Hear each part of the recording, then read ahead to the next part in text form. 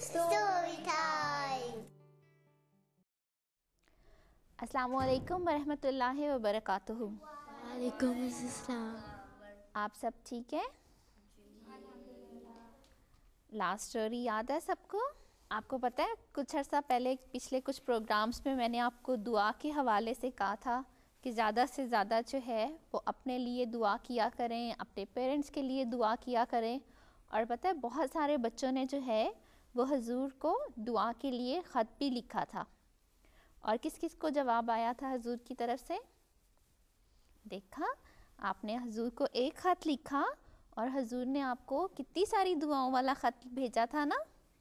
ठीक है, आज की जो हमारी स्टोरी है वो भी हार्ड वर्क के ऊपर है कि आप सारा दिन में कितना हार्ड वर्क करते हो।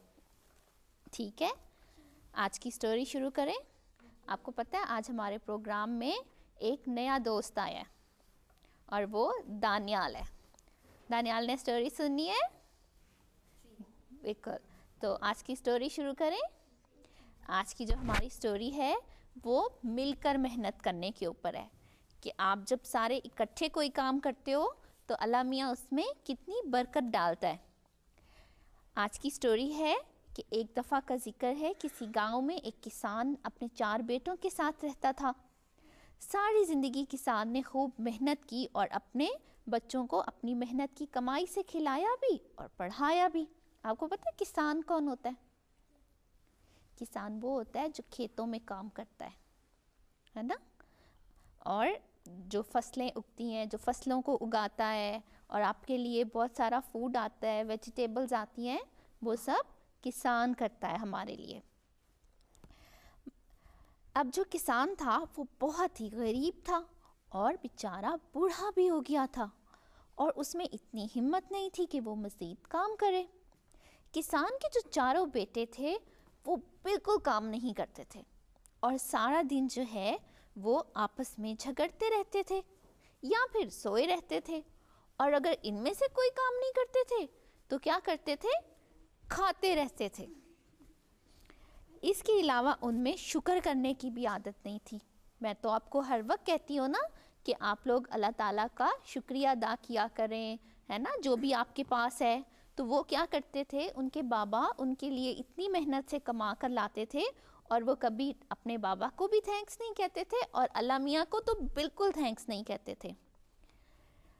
तो यही कहते थे कि हमें तो अल्लाह ताला ने कुछ दिया ही नहीं और लोगों के पास तो इतना सारा पैसा है। अब लोगों के पास इतना सारा पैसा क्यों है? क्योंकि वो हार्ड वर्क करते हैं, मेहनत करते हैं, इसलिए उनके पास इतना पैसा है। और वो ये बात सोचते नहीं थे और कहते थे कि हमारे पास तो खाने को भी मुश्किल से मिलता है।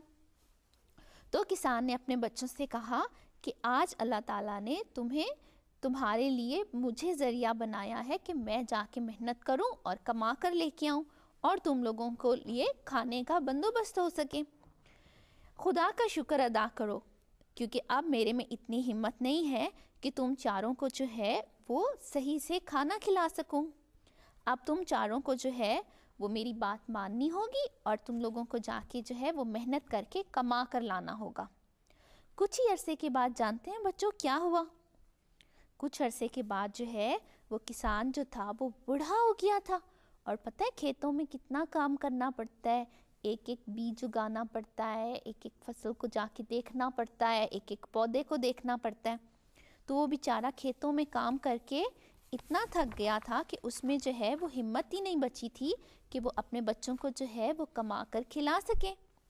उसने सोचा कि यही वक्त है जो वो अपने बेटों को कुछ समझा सकता है कि ज़िंदगी में मेहनत करना कितनी ज़रूरी है, कितनी ज़रूरी बात है।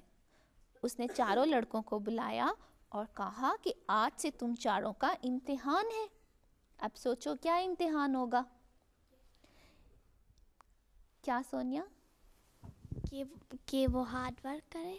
बिल्कुल, कि वो अब जाएं, कुछ कमा कर लाएं और हार्ड वर्क करें, क्योंकि अब उनके बाबा तो बूढ़े हो गए थे, बीमार हो गए थे। तो उसने कहा कि देखते हैं कौन सबसे ज़्यादा काबिल है। तुम चारों जाओ और कोई ऐसा काम ढूंढो कि एक दिन में तुम खूब पैसे कमा सको। जो सबसे ज़्यादा पैसे कमा कर लाएगा, पता चलेगा कि वो कितना इंटेलिजेंट है कि एक दिन में वो इतने सारे पैसे कमा कर ले आया। चारों भाई जो हर वक्त एक दूसरे से लड़ते रहते थे, उन्हें ये आइडिया बहुत अच्छा लगा और चारों भाई सुबह सुबह घर से काम के लिए निकले। मगर सारा दिन गांव में फिरते रहे और किसी को भी काम ही नहीं मिला, क्योंकि गांव के सारे लोग जानते थे कि उनके जो बाबा हैं वो सारा दिन मेहनत करके कमा के लाते हैं और उनके बेटे कुछ भी नहीं करते। और जब लोगों को ये पता चल जाए कि आप तो बहुत लेज़ी हो, कोई काम ही नहीं कर सकते, तो कोई आप पे ट्रस्ट भी नहीं करता ना। तो इसलिए उन्होंने जो है उनको कोई काम नहीं दिया और वो बेचारे सारा दिन गांव में फिरते रहे। और जब रात को वापस आए और उन्होंने जाके अपने बाबा को बताया कि आज उनको कोई भी काम नहीं मिला और वो सारा दिन गांव में फिर कर आ गए हैं। अब उनको तो ये बताना था ना कि वो कितने काबिल हैं, लेकिन वो बेचारे फेल हो गए। तो किसान ने कहा कि ठीक है, एक काम करो। उसने अपने सबसे छोटे बेटे को कहा कि बाहर जाओ और जाके 10-12 लकड़ियाँ लेके आओ। छोटा बेटा बाहर गया और वो जाके जो है 10-12 लकड़ियाँ उठा लाया। किसान ने उनको कहा कि अब सारे लड़के जो हैं वो एक एक लकड़ी को तोड़ेंगे। अब वो चारों तो बड़े हो गए थे ना, तो उन्होंने क्या किया, 1 सेकंड में लकड़ी को तोड़ दिया, क्योंकि उनको ये तो बताना था ना कि उनमें कितनी पावर है। तो किसान ने कहा कि ये तो तुमने बड़े आराम से कर दिया है, अब तुम ये करो कि इन सारी लकड़ियों को एक रस्सी से बांध दो। उन लड़कों ने उन सारी लकड़ियों को जो है वो एक रस्सी से बांध दिया और उन्हें कहा कि आप सारे एक एक करके इसको तोड़ के दिखाओ। अब जो 12-14 लकड़ियाँ थीं, उनको जब उन्होंने तोड़ने की कोशिश की तो एक भी लकड़ी नहीं टूटी। तो उनके बाबा ने उनको कहा कि देखा, तुम चारों ने कोई काम मिलकर किया तो कितनी अल्लाह मियाँ ने बरकत डाली, और फौरन वो सारी की सारी लकड़ियाँ जो हैं वो टूट गईं। अब क्या हुआ कि उसने कहा कि मेरा जो खेत है, जो हमारी थोड़ी सी ज़मीन है, उसमें बहुत सा खजाना छुपा हुआ है। किसान ने क्यों नहीं बताया अपने बेटों को पहले, जब उसमें इतना सारा खजाना था? क्या वाकई उसके खेत में खजाना होगा? क्या होगा खजाने में? खजाना क्या होता है? बहुत सारी दौलत, वो सारी चीज़ें जिनसे आप कोई लग्जरीज ले सको, वो उसको खजाना कहते हैं। तो उसने कहा कि हमारी जो ज़मीन है उसमें बहुत सारा खजाना छुपा हुआ है और तुम चारों जाओ और वो उस सारे खेत को खोदो और देखो अंदर से बहुत सारा खजाना निकलेगा। वो चारों तो हैरान रह गए और उन्होंने कहा कि ठीक है, हम फ़ौरन जाके सारा खेत खोद देंगे। तो प्यारे बच्चों, अगले ही दिन वो चारों भाई मिलकर खेत में गए और शाम तक उन्होंने सारे का सारा खेत जो है वो खोद डाला। मगर जानते हैं क्या निकला? क्या निकला? क्या निकला आयशा? कुछ नहीं। कुछ भी नहीं निकला। तो क्या उसके बाबा ने झूठ बोला? नहीं। अब आप आगे सुनो क्या हुआ। उन्होंने कहा कि उन्होंने जब खेत में देखा कि कुछ भी नहीं निकला, तो उनकी जो मामा ये सब देख रही थी, उन्होंने कहा कि देखो, तुम सबने मिलकर सारा खेत तो खोद दिया है, तो क्यों ना हम इस खेत में बहुत सारे बीज डाल दें, बहुत सारे सीड्स डाल दें। तो उन्होंने कहा कि चलो मामा की बात मान लेते हैं। उन्होंने क्या किया, उन्होंने उस खेत में जो है वो सारे बीज डाल दिए और घर को आ गए। कुछ ही अरसे के बाद बेचारे जैसे तैसे दिल किया खेत में बीचों बीच को पानी दे देते थे और आ जाते थे। कुछ अरसे के बाद ही क्या देखा कि वहाँ पे इतनी अच्छी फसल उगाई जैसे गंदम होती है। अगर आप गंदम को बाज़ार में जाके बेचो, जिससे हम रोटी खाते हैं, रोटी बनती है, तो आपको कितने सारे पैसे मिल सकते हैं ना। तो बहुत अच्छी फसल हो गई और वो चारों भाई सोचने लगे कि उन्होंने तो ये सोचा ही नहीं कि अगर वो बीज डाल देते और वहाँ से फसल उगाती तो वो उसको बेच के बहुत सारे पैसे तो कमा सकते थे ना। तो जब बहुत अच्छी फसल हो गई और फसल पककर तैयार हो गई तो उन्होंने उसको काटा और उसको बाज़ार में जाके फ़रोख्त कर दिया, उसको बेच दिया और उसमें से एक बहुत बड़ी रकम उन्हें मिली। वो चारों भाई बहुत खुश हो गए क्योंकि अब उन्हें भी पता चल गया था कि उनके पास भी पैसे आ गए हैं।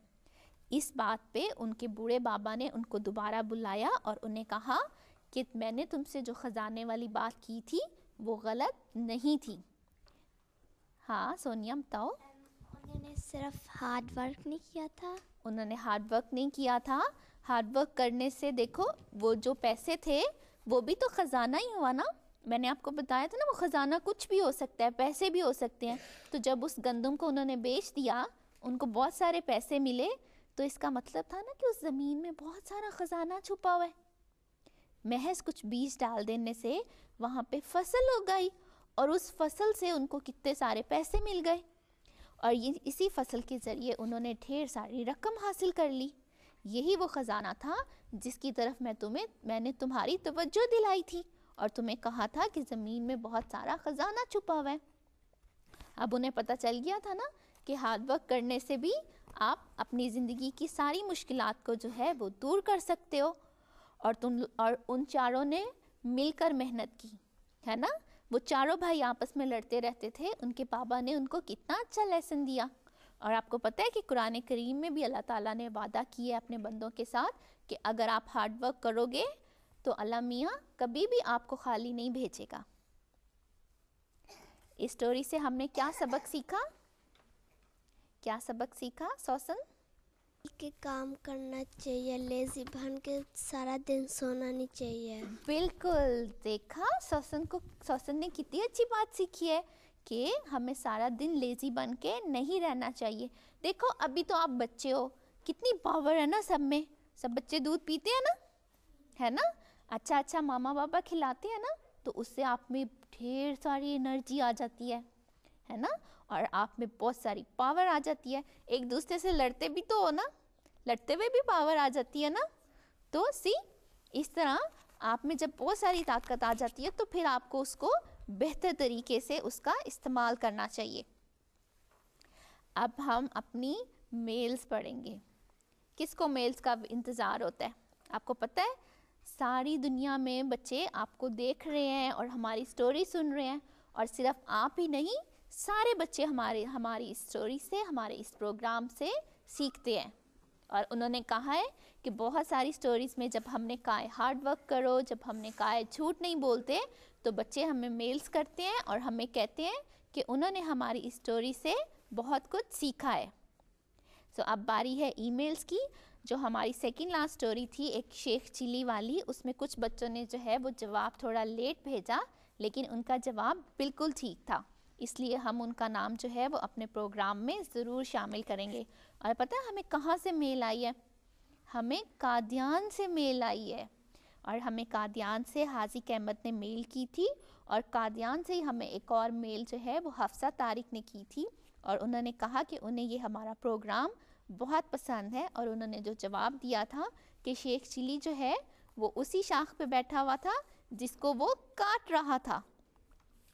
बहुत सारे लोगों ने ये स्टोरी बहुत पसंद की और हमें बहुत अच्छा फीडबैक दिया है। हमारे पिछले प्रोग्राम का सवाल था कि बच्चा क्यों कहता जा रहा था कि उसके कपड़ों में 40 दिनार हैं, तो इसलिए उसका सही जवाब ये था कि वो उसकी बच्चे की माँ ने उसको ये सिखाया था कि तुम पर कितनी भी मुश्किल आए तुमने झूठ नहीं बोलना। तो इसका जो सही जवाब हमें भेजा है वो सबूर ने और आफ्ताब ने भेजा है कि बच्चा इसलिए कहता जा रहा था कि उसके पास 40 दिनार हैं क्योंकि उसकी मामा ने उसको कहा था कि झूठ नहीं बोलना, और 40 दिनार जो थे वो उसके कपड़ों में सिले हुए थे। ठीक है, ये थी अब तक की मेल्स। और इसके अलावा वो बच्चे जिन्होंने हमें पोस्ट की है उनकी एक ड्राइंग जो है वो मैं आप सबको भी दिखाऊंगी कि ये उन्होंने हमारी, ऐसे लगता है जैसे उन्होंने हमारी लिखा भी हुआ है, उन्होंने हमारी स्टोरी टाइम की क्लास पेंट की है। देखिए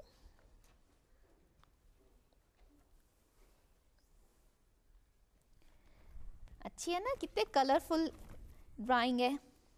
और आज तो हमारे प्रोग्राम में बहुत सारे बच्चे भी ड्राइंग्स बना के लेकर आए हैं। सबसे पहले ड्राइंग देखते हैं सौसन की। सौसन आपने क्या बनाया है?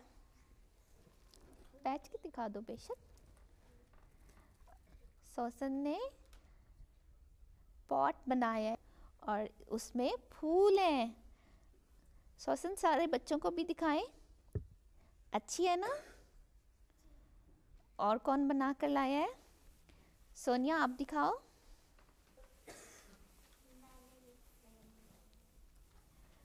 Photo frame,